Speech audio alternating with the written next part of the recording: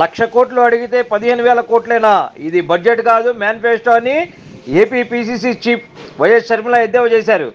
కేంద్ర ఆర్థిక మంత్రి నిర్మలా సీతారామన్ ప్రవేశపెట్టిన కేంద్ర బడ్జెట్లో ఏపీకి జరిగిన కేటాయింపుల పట్ల ఏపీ కాంగ్రెస్ అధ్యక్షురాలు వైఎస్ షర్మిల స్పందించారు.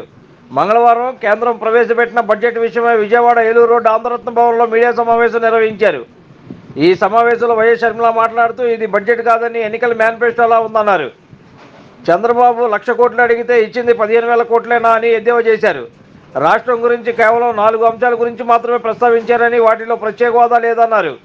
పోలవరం విషయంలో, ఇండస్ట్రియల్ కారిడార్ల విషయంలో ఏ కేంద్రానికి ఎంత నిధులు ఇస్తారు, ఎప్పుడు ఇస్తారు అనే విషయంలో క్లారిటీ లేదని అన్నారు.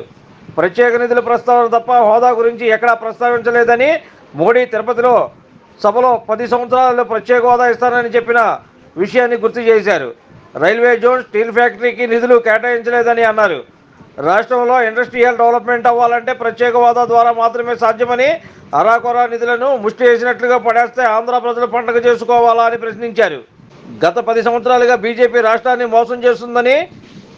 మోసం చేస్తున్న పార్టీతో చంద్రబాబు నాయుడు జతకట్టాడని, ఆంధ్ర ప్రజలకు ఇచ్చిన ఎంపీలతో బీజేపీ ప్రభుత్వం వచ్చిందని, రాష్ట్రంలో అధికారంలో ఉన్న కూటమి ప్రభుత్వం కేంద్రాన్ని నిలదీయాల్సిన అవసరం ఎంతైనా ఉందని ఈ సందర్భంగా ఆమె తెలిపారు. ఈరోజు బీజేపీ పార్టీ కేంద్ర ప్రభుత్వంలో ఉన్న బీజేపీ పార్టీ బడ్జెట్ ప్రవేశపెట్టడం జరిగింది. ఈ బడ్జెట్ అనడం కంటే దీన్ని ఎన్నికల మేనిఫెస్టో అనడమే కరెక్ట్ కాబోలు. ఎన్నికల మేనిఫెస్టో అయితే ఏది పడితే అది చెప్పొచ్చు, ఏ వివరాలు లేకుండా చెప్పొచ్చు, ఏ హామీ అయినా ఇవ్వచ్చు. కానీ బడ్జెట్ అయితే నంబర్స్తో కూడింది, డీటెయిల్స్ ఇస్తూ, నంబర్స్ చెప్తూ, టైం ఫ్రేమ్ చెప్తూ చేయాల్సింది బడ్జెట్. మరి బీజేపీ పార్టీ ప్రవేశపెట్టిన ఈ బడ్జెట్ ఎన్నికల మేనిఫెస్టోను తలపిస్తుంది. 4 అంశాలు మాత్రమే మాట్లాడారు ఆంధ్ర రాష్ట్రం గురించి. వీటిల్లో బడ్జెట్ ప్రవేశపెట్టక ముందు చంద్రబాబు గారు 1,00,000 కోట్ల రూపాయలు ప్రతి సంవత్సరము మాకు అవసరం ఉంటుంది వివిధ ప్రాజెక్టులకి అని చెప్పారు. అసలు చంద్రబాబు గారు ఆ 1,00,000 కోట్లు అన్న ఫిగర్కి ఎలా వచ్చారో మాకైతే అర్థం కాలేదు. బికాస్ ఆంధ్ర రాష్ట్రం ఏర్పడిన రోజున విభజన చట్టంలో ఉన్న అన్ని హామీలను ఆర్థికంగా లెక్కేస్తే, వాల్యూ కడితే కనీసం 12 లక్షల కోట్ల నుంచి 15 లక్షల కోట్ల వరకు విలువ చేస్తుంది.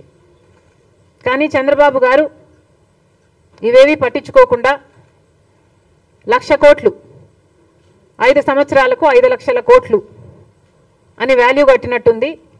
చంద్రబాబు గారేమో 1,00,000 కోట్లకు అడిగారట.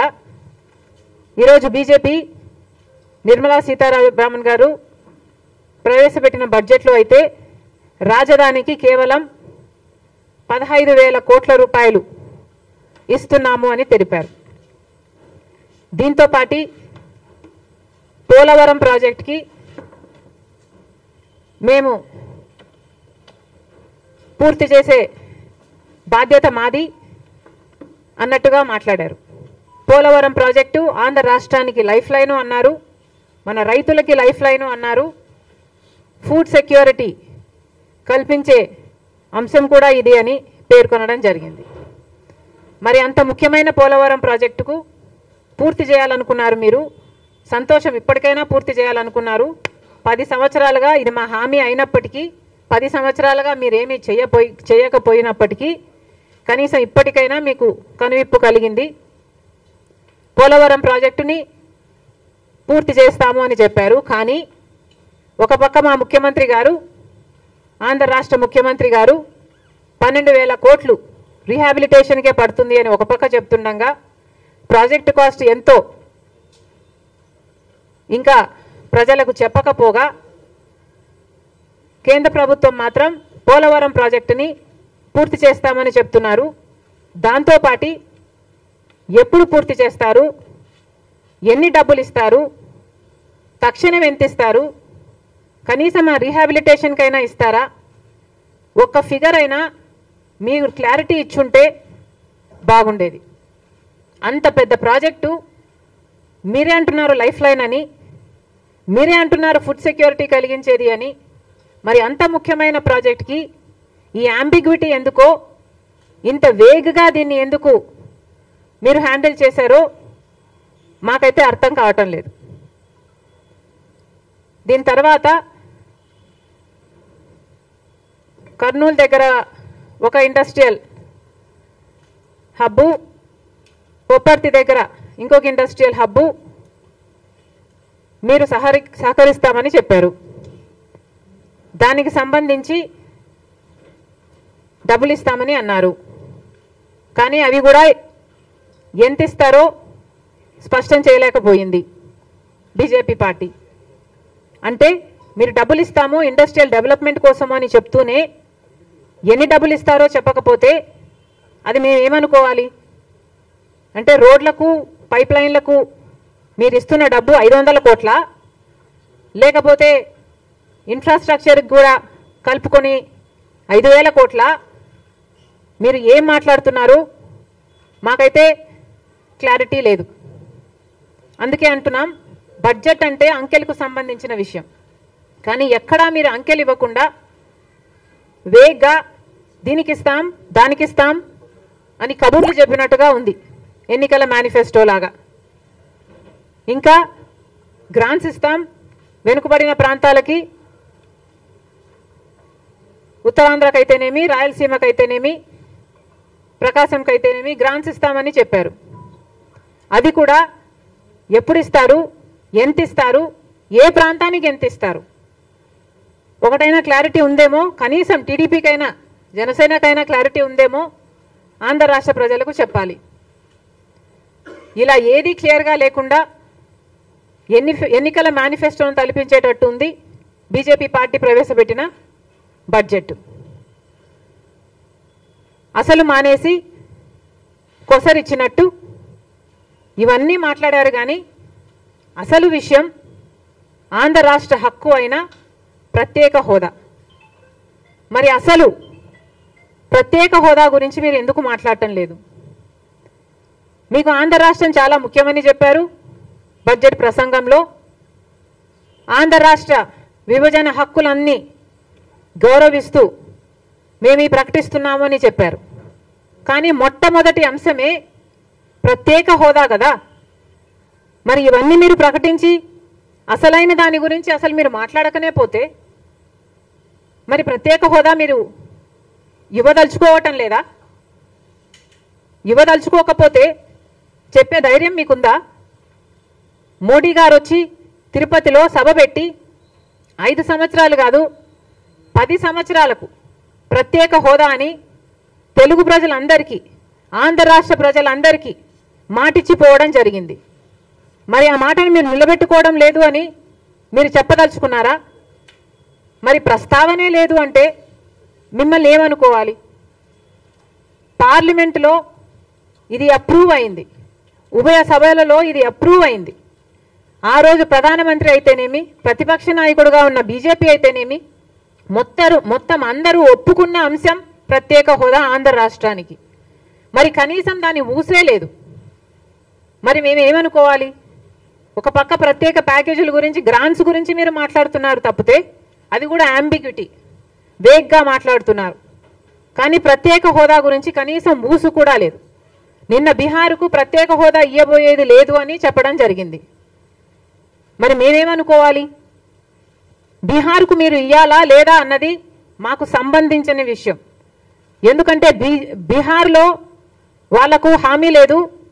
వాళ్లకు ప్రధానమంత్రి గారు పోయి, మోడీ గారు పోయి మేము 10 ఏళ్ళు ప్రత్యేక హోదా ఇస్తాము అని బీహార్లో మాటిచ్చింది లేదు. పార్లమెంటులో యాక్ట్ ప్రకారం వాళ్లకు ప్రత్యేక హోదా ఇస్తాము అన్న వాగ్దానము లేదు. కనుక బీజేపీ బీహార్కు మీరు ప్రత్యేక హోదా ఇస్తారా ఇవ్వరా అన్నది మాకు సంబంధం లేని విషయం. కానీ ఆంధ్ర రాష్ట్రానికి మాత్రం ప్రత్యేక హోదా ఊపిరి లాంటిది. ప్రత్యేక హోదా ఊపిరి లాంటిది కాబట్టే పదే పదే అడుగుతున్నాం. ప్రత్యేక హోదా మా హక్కు అయినప్పుడు, ప్రధానమంత్రి హోదాలో మోడీ గారే మాటిచ్చినప్పుడు, పార్లమెంటులో ఇది యాక్ట్ అయినప్పుడు దీన్ని అమలు చేయాల్సిన బాధ్యత అధికారంలో ఉన్న బీజేపీ పార్టీకి లేదా? ప్రశ్నించాల్సిన బాధ్యత కూటమి సర్కారుకు లేదా? అసలు ప్రత్యేక హోదానే మీరు అంటున్నారే, మీరు ఇస్తామని చెప్పటం లేదు కదా. మరి రాజధానికి మేము డెవలప్ చేస్తాము, మేము ఇండస్ట్రియల్ హబ్బులు తీసుకొస్తాము అని ఇన్ని చెప్పినా కూడా ప్రత్యేక హోదానే లేనప్పుడు ఇండస్ట్రీలు ఎందుకు వస్తాయి? గత 10 సంవత్సరాలుగా మాకు ఎన్ని ఇండస్ట్రీలు వచ్చాయి? మాకు ఇండస్ట్రీస్ ప్రత్యేక హోదా లేకుండానే వచ్చేట్టుకుంటే మరి ఈ 10 సంవత్సరాలుగానే వచ్చేసి ఉండాలి కదా. పట్టుమని కనీసం 10 కొత్త పరిశ్రమలు కూడా రాలేదు కదా. అంటే మాకు ప్రత్యేక హోదా అవసరము అని మీకు అనిపించటం లేదా? ఇండస్ట్రియల్ సెక్టర్స్ ఇవన్నీ డెవలప్ చేస్తే మాత్రం ప్రత్యేక హోదా ఇవ్వకపోతే ఏం లాభం? కేంద్ర సంస్థలన్నీ నెలకొల్పితే కదా. ఒక హైదరాబాద్ అయితేనేమి, ఒక పూణే అయితేనేమి, ఒక బెంగళూరు అయితేనేమి ఇవన్నీ డెవలప్ అయింది. ఒక బిహెచ్ఎల్ అయినా, నేవీ అయినా, డిఫెన్స్ అయినా, రీసెర్చ్ ఇన్స్టిట్యూట్స్ అయినా, మెడికల్ ఇన్స్టిట్యూట్స్ అయినా, ఇలాంటివన్నీ కేంద్ర సంస్థలు, ఆర్థిక సంస్థలైనా ఇలాంటివన్నీ మా రాష్ట్రంలో మీరు ఏర్పాటు చేస్తే కదా ఇక్కడ అభివృద్ధి జరిగేది. ఇవేవి ప్రస్తావించలేదు. ప్రత్యేక హోదా ప్రస్తావించలేదు. మేము ఎలా డెవలప్ కావాలో ప్రస్తావించలేదు. మీ పార్టీకి మీరేదో ముష్టి పడేసినట్టు 15,000 కోట్ల రూపాయలు ఇస్తామంటే మేమంతా ఇక్కడ పండగ చేసుకోవాలనా? ఎందుకు చేసుకోవాలి? బీహార్ ఏమో మీకు కొంతమంది ఎంపీలను ఇచ్చింది, 12 మంది ఎంపీలను ఇచ్చింది. ఆంధ్ర రాష్ట్రం మొత్తం 25 మంది ఎంపీలు, కూటమి ఎంపీలు అయితేనేమి, అటు వైసీపీ ఎంపీలు అయితేనేమి, మొత్తం అందరూ బీజేపీ ఎంపీలే కదా. మరి ఇంతమంది ఎంపీలను మీరు తీసుకుని మీరు కొనుక్కున్నట్టు మీరు డబ్బులు ఇస్తున్నారు. మేము అమ్ముడు పోయినట్టు మీకు సలాం కొట్టాలి. ఏం చెప్పదలుచుకుంది బీజేపీ పార్టీ? మీరు నిజంగా ఏం న్యాయం చేస్తున్నారు? అసలు చంద్రబాబు గారు కూడా దీనికి సమాధానం చెప్పాల్సిన అవసరం ఉంది. ఒక ప్రత్యేక హోదానే కాదు, ఇంకా ఎన్ని విషయాలు అసలు ఊసే లేకుండా చేశారు. పార్లమెంట్ జరుగుతుంది, పార్లమెంటులో ఆంధ్ర రాష్ట్రం ఇచ్చిన ఎంపీల వల్ల ఈరోజు బీజేపీ పార్టీ అక్కడ అధికారంలో ఉంది. మరి అలాంటప్పుడు మనం ఎంత సాధించుకోవాలి? ఏం సాధించుకున్నాం? 15,000 కోట్లు అంటున్నారు. అంటే ఒక్కొక్క ఎంపీకి, టీడీపీ ఎంపీకి 16 మంది అయితే ఒక్కొక్కరికి 1000 కోట్లు ఇచ్చినట్ట, కొనుక్కున్నట్ట. ఇది ఎక్కడి న్యాయం అని అడుగుతున్నాం. మిగతా వాటి హామీల, మిగతా యాక్ట్, రీఆర్గనైజేషన్ యాక్ట్లో వాటి సంగతి ఏమిటి? Railway zone, Kadapa steel factory, వీటికన్నిటికీ నిధులు అవసరం లేదా? వీటికన్నిటికీ కమిట్మెంట్స్ అవసరం లేదా? గత 10 సంవత్సరాలుగా మోసం చేస్తూనే ఉన్నారు. మళ్ళీ మోసం చేసే ఉద్దేశం ఉంది కాబట్టే కదా ఈ రోజు వరకు కూడా వాటి ప్రస్తావనే లేకుండా చేశారు. కనీసం విజయవాడ, విశాఖపట్నం లాంటి వాటిలో మాకు మెట్రోలు కూడా అవసరం లేదా? మేము ఎలా కట్టుకోవాలి? ఒక్కసారైనా ఆలోచన చేసి కదా, మన ప్రజల గురించి ఆలోచన చేస్తే కదా. ఈ 10 సంవత్సరాలలో మన గురించి ఏ రోజు ఆలోచన చేసింది బీజేపీ పార్టీ? అలాంటి బీజేపీ పార్టీతో చంద్రబాబు గారు కూటమి కట్టారు. మొదటి నుంచి చెప్తూనే ఉన్నాం, పగులు పడిన గోతిలోనే మళ్ళీ రాత్రి పడతారు జాగ్రత్త అని. 10 సంవత్సరాలు మోసం చేశాడు మోడీ గారు. మళ్ళీ ఇప్పుడు ఈ సంవత్సరం మళ్ళీ మోసం చేశాడు మోడీ గారు. ఇక ఎన్నిసార్లు మోసం చేస్తారు? అన్నీ మోసాలే. ఇంతకుముందు ఏమన్నారు? 2022 కల్లా అందరికీ ఇల్లు అన్నారు. మరి ఇప్పుడు ఏమంటున్నారు? ఈ బడ్జెట్లో మళ్ళీ 3,000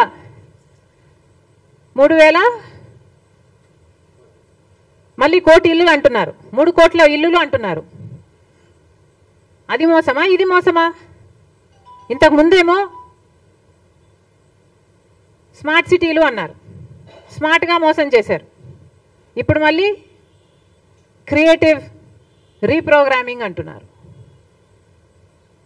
ఎన్ని రకాలుగా మోసం చేస్తారు? Like, subscribe and press the bell icon for new updates.